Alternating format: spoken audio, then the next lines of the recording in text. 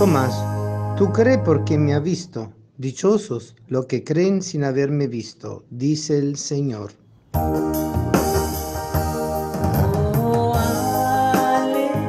Oh, aleluya. Oh,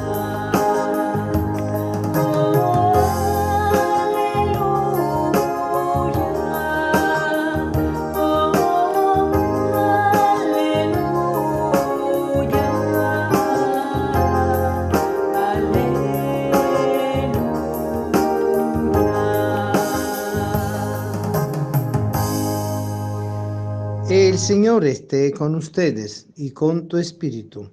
Lectura del Santo Evangelio según San Juan. Gloria a ti, Señor. El que viene de lo alto está por encima de todos, pero el que viene de la tierra pertenece a la tierra y habla de las cosas de la tierra.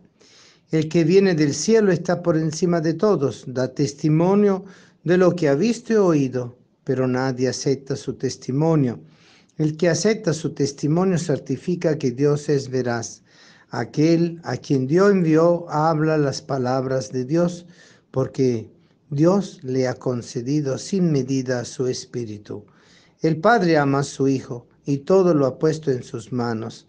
El que cree en el Hijo tiene vida eterna, pero el que es rebelde al Hijo no verá la vida, porque la cólera divina perdura en contra de él. Palabra del Señor. Gloria a ti, Señor Jesús. Queridos hermanos, la pregunta es muy sencilla. ¿Tenía Jesús conciencia de sí mismo? Claro, como todo ser humano. ¿Tenía conciencia de ser hijo de María? Claro, él tenía conciencia de ser el hijo de María, su madre natural. ¿Tenía Jesús conciencia de que Osés era su padre adoptivo? Claro, Jesús fue comprendiendo eso en la medida que iba creciendo, pero obviamente él tenía otra referencia. Y esa es la otra referencia. ¿Tenía Jesús conciencia de sí mismo como el Hijo de Dios? Por supuesto. Y allí donde nosotros vemos que lo que el Señor a nosotros nos manifiesta, nos revela, nos dice, nos comparte esa conciencia humana y divina que hace de Él un ser diferente de los demás. Igual a nosotros, porque es hombre igual a nosotros. Tiene emociones, sentimientos, recuerdos, inteligencia, voluntad, actitudes humanas, necesidades fisiológicas, evidentemente, pero al mismo tiempo tiene un conocimiento que nosotros no tenemos, el conocimiento de su unión plena en el Padre por el mismo Espíritu.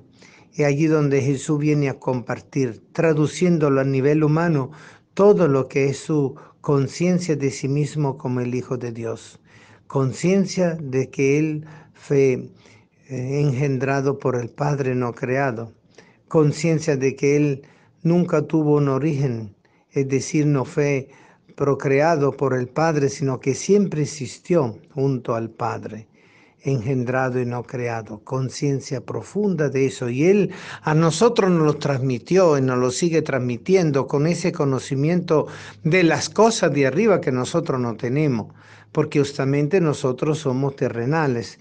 Tenemos en nosotros la semilla del Espíritu que recibimos por Él mismo en el sacramento del bautismo. Pero aparte de eso, nosotros no tenemos desde nuestra condición sensitiva, sensorial, intelectiva, corporal, no tenemos capacidad de un conocimiento superior. Podemos mirar hacia lo alto, evidentemente, pero es siempre una mirada desde abajo hacia arriba, mientras que Él a nosotros nos enseña la mirada no solo desde abajo hacia arriba, sino la mirada desde arriba hacia abajo. Nos enseña a ver cómo Dios nos ve. Y eso a nosotros nos da esa visión de la plenitud de algo que se escapa a nuestra condición humana, que es la plenitud del conocimiento de Dios.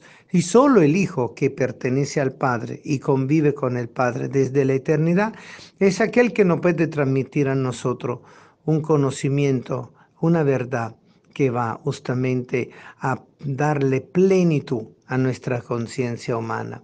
Una conciencia humana que se alarga con la conciencia divina de Cristo, porque Jesús ha venido a salvarnos justamente para llenarnos del Espíritu Santo, justificándonos con su gracia de la salvación, pero al mismo tiempo dándonos un camino de conocimiento, un camino de vida en Él. Y por eso los que pertenecen a Cristo, porque lo han aceptado, viven esa realidad, pero los que no han aceptado a Cristo, obviamente no participan y no pertenecen de Cristo. Jesús no escoge a nadie. Jesús no hace diferencia, Él es para todos nosotros. Él es la salvación para todo ser humano, para toda criatura que Dios ha hecho a su imagen y semejanza, porque Él justamente sabe que Él ha venido a rescatar la humanidad perdida, pero perdida justamente de esa realidad de participación del misterio divino. Y nosotros lo podemos descubrir a través del amor. El amor hacia nuestro prójimo, como a nosotros mismos, que nos abre la compuerta del amor a Dios. Porque el que aprende a amar a su hermano, aprende a amar a Dios. Y el que vive en el amor de Dios profundiza en esa capacidad de amar al hermano. Claro que cuando utilizamos la palabra hermano, Jesús viene a darle un significado más profundo. No es consanguinidad perteneciente al mismo núcleo familiar, al mismo clan familiar, sino perteneciendo por la sangre de Cristo a la misma corporalidad de Cristo, donde todos los bautizados en Él somos miembros los unos de los otros en Cristo nuestro Señor. Es una conciencia profunda, bellísima, que le da la fuerza del amor a cada ser humano. Nos hace redescubrir la vida, nos hace redescubrir a la luz de esto nuestra propia conciencia, donde asienta el Espíritu Santo y nos ayuda a vivir los movimientos del Espíritu desde el corazón hacia la mente y de la mente hacia el corazón, para que nosotros conscientemente alabemos a Dios, glorifiquemos a Dios, dando a nuestra vida el significado profundo de que Jesús es el Señor y está vivo. Y es Él la palabra de nuestra conciencia. Él es la palabra de nuestro diálogo interior. Él es la palabra que mueve nuestro ser. Él es la palabra que ha venido a darnos a nosotros la luz de la verdad. Porque solo a la luz de esta verdad es que nosotros podemos comprender las cosas de arriba y no permanecer solo en esa mentalidad del mundo. A veces estamos tan acostumbrados a pensar como se piensa aquí en el mundo, que nosotros solo imaginamos un pensar divino relacionado al cielo como si fuéramos unos satélites que dan vuelta a la Tierra, o eso que mandan a la Luna, a Marte, o eso que mandan más allá de la frontera del sistema solar para descubrir universos desconocidos y planetas desconocidos.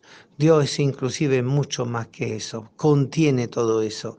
Nosotros solo, humanamente tenemos una capacidad de configurar nuestra visión interior relacionado a lo material, lo planetario, lo universal.